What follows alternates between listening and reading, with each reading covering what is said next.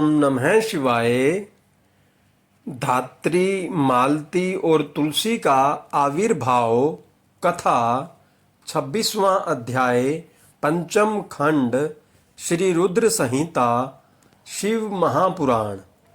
व्यास जी बोले, हे ब्रह्मपुत्र सनत कुमार जी, जब भगवान श्री हरि विष्णु की माया से मोहित होकर जलंधर पत्नी वृंदा छद्म वेश धारण किए विष्णु जी को अपना पति मानकर उनके साथ रमण करने लगी, तब श्री हरि की भी उनसे प्रीति जुड़ गई।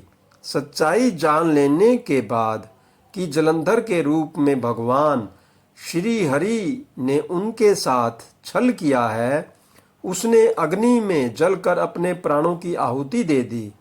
तब फिर आगे क्या हुआ, भगवान विष्णु कहाँ गए और उन्होंने क्या किया, तुलसी के रूप में वृंदा का जन्म कैसे और कब हुआ, कृपया वह कथा मुझे बताइए।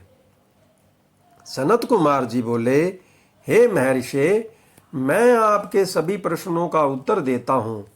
मेरी कथा सुनिए, आपकी सभी जिज्ञासाएं दूर हो जाएंगी।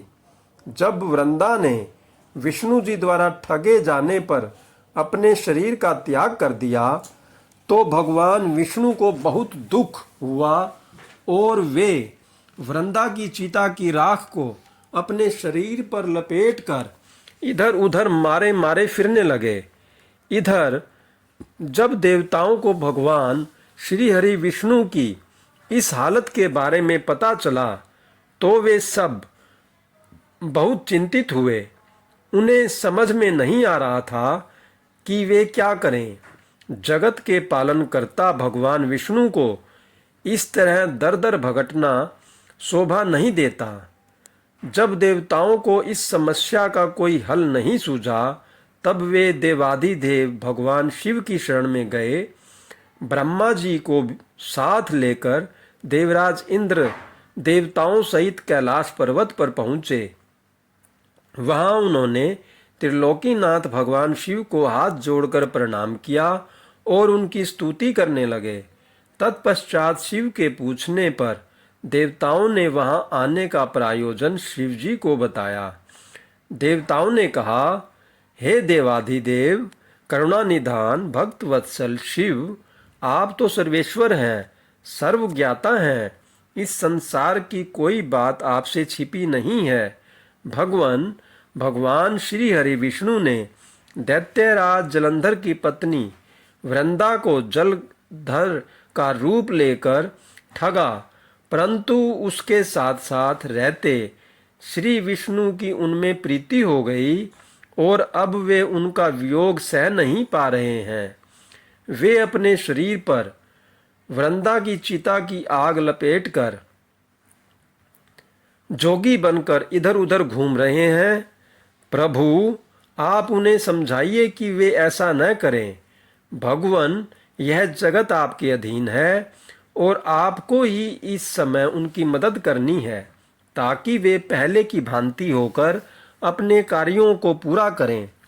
देवताओं की इस प्रकार की प्रार्थना सुनकर भगवान शिव बोले, हे ब्रह्मा जी, हे देवराज इंद्र व अन्य देवताओं, यह सारा जगत माया के अधीन है, परंतु इस जगत की जननी मूल प्रकृति परम मनोहर महादेवी पार्वती इस माया के वशीभूत नहीं है। उन पर इस माया जाल का कोई असर नहीं पड़ता। इसलिए आप भगवान श्री हरि विष्णु के इस मोह माया के जाल को दूर करने के लिए आदि देवी, प्रकृति की आधारभूत देवी पार्वती माता की शरण में जाइए। यदि आपके द्वारा वे प्रसन्न हो गई, तो आपकी हर एक समस्या का समाधान हो जाएगा और वे आपके कार्यों को पूर्ण करेंगी। देवाधिदेव महादेव भगवान शिव के इन वचनों को सुनकर सभी देवताओं को अत्यंत प्रसन्नता हुई और वे भगवान शिव से आज्ञा लेकर मूल प्रकृति की शरण में चले गए। इस प्रकार जब देवता प्रकृति देवी की शरण में जा रहे थे, उस समय वहां आकाशवाणी हुई, हे देवताओं, मैं ही तीन प्रकार से, तीनों प्रकार के गुणों से अलग होकर निवास करती हूँ। मैं सत्य गुण में गोरा बनकर, रजोगुण में लक्ष्मी और तमोगुण में ज्योति बनकर इस जगत को आलोकित करती हूँ। इसलिए आप अपनी इच्छा पूर्ति हेतु देवी जगदम्बा की शरण में जाओ, वे अवश्य ही तुम्हारी मनोकामना पूरी करेंगी। यह आकाशवाणी सुनते ही सभी देवता गौरी, लक्ष्मी और सरस्वती को हाथ जोड़कर प्रणाम करने लगे और मन में उनका वंदन और स्तुति करने लगे। इस प्रकार जब देवताओं ने शुद्ध हृदय से तीनों देवियों का स्मरण किया, तब वे तीनों देवियां वहां प्रकट हो गई। देवियों को साक्षात अपने सामने पाकर देवता बहुत हर्षित हुए और गौरी, लक्ष्मी और सरस्वती की वंदना और पूजन अर्चन करने लगे। तब तीनों देवियों ने मुस्कुराकर कहा, हे देवताओं, हम तीनों देवियां तुम्हारी स्तुति से बहुत प्रसन्न हैं। तुम जो कुछ चाहते हो हमें बताओ, हम तुम्हारी मनोकामना अवश्य पूर्ण करेंगी। देवियों के इस कथन को सुनकर देवताओं का प्रतिनिधित्व करते हुए देवराज इंद्र ने भगवान श्री हरि विष्णु के बारे में सब कुछ गौरी, लक्ष्मी और सरस्वती देवी को बता दिया। तब उन्होंने कुछ बीज देवताओं को दिए और कहा कि ये बीज ले जाकर तुम देवी वृंदा की चिता की राख में बो दो। ऐसा करने से तुम्हारे अभीष्ट कार्यों की सिद्धि होगी। उन बीजों को लेकर देवताओं ने तीनों देवियों का धन्यवाद व्यक्त किया। तब देवियां वहां से अंतर्ध्यान हो गई।